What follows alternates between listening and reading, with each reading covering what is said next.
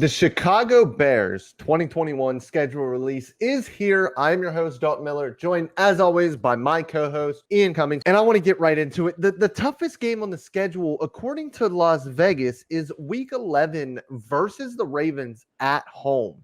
The Chicago Bears have a difficult strength of schedule here. They play the Ravens, but they have another team on the schedule that I think is a little bit more difficult of a game.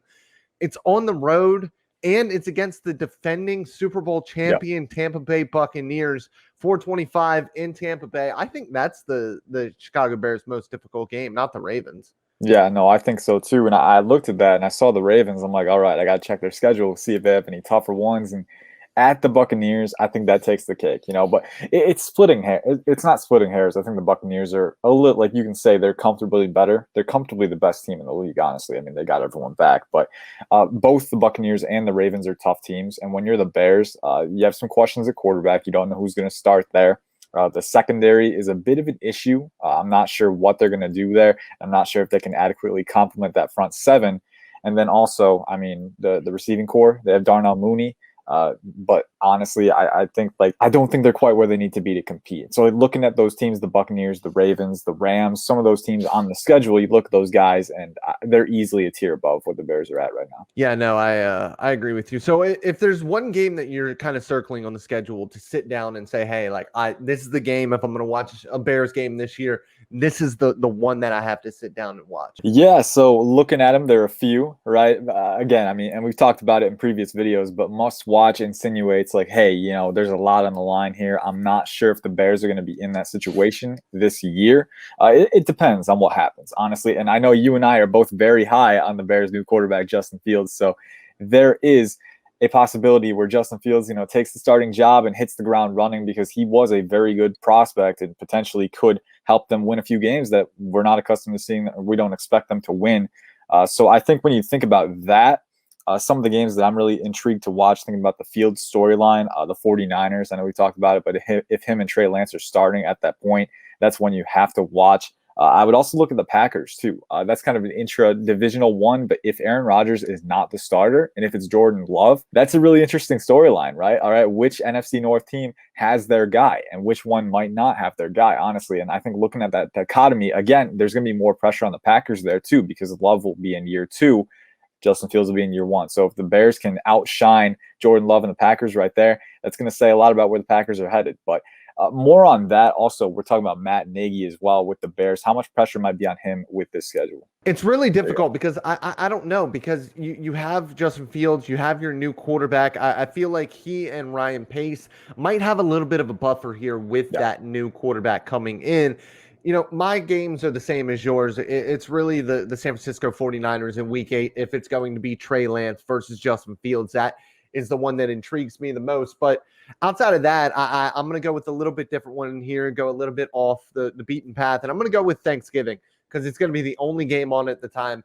There's nothing I enjoy more than sitting down, eating a plate of food, at the start of the game, and then going and sitting on the couch and having one eye open, kind of, going in and out of sleep as we watch that football game. So that's one that I'm really excited to watch as well. If there's one game for you that is the defining game of the season on this schedule, what do you think it is? Honestly, I don't know. There are a few. You look at the Bears, and we're talking about Matt Nagy and Ryan Pace, as we've said.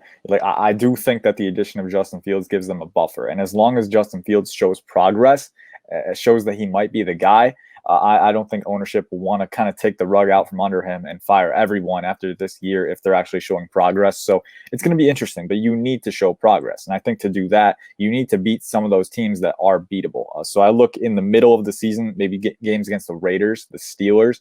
Those are teams that are kind of vulnerable right now. You look at the Raiders, we talked about their offensive line. It eroded a little bit. And I think the Bears still have enough on the defensive line to put pressure on them. And if Justin Fields can outduel Derek Carr, that's a good one to watch. And then the Steelers too. I mean, Ben Roethlisberger is way over the hill. We've talked about it. They should have moved on from him a long time ago. And last year, we saw him deteriorate mid-season.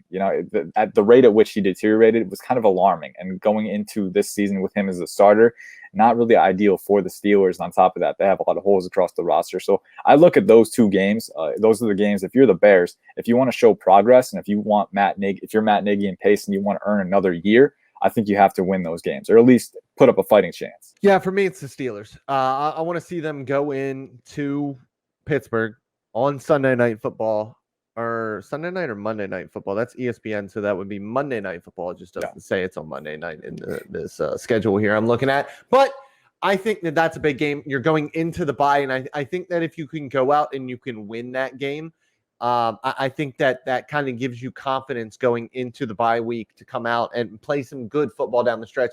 Like we've already said, we don't really expect the Chicago Bears to compete this year, but they do have the quarterback in place. If he is able to improve, if they're able to continue to improve the offensive line in the offseason, I think this is a team that, if they can keep Allen Robinson happy and around, I think that would be a good one.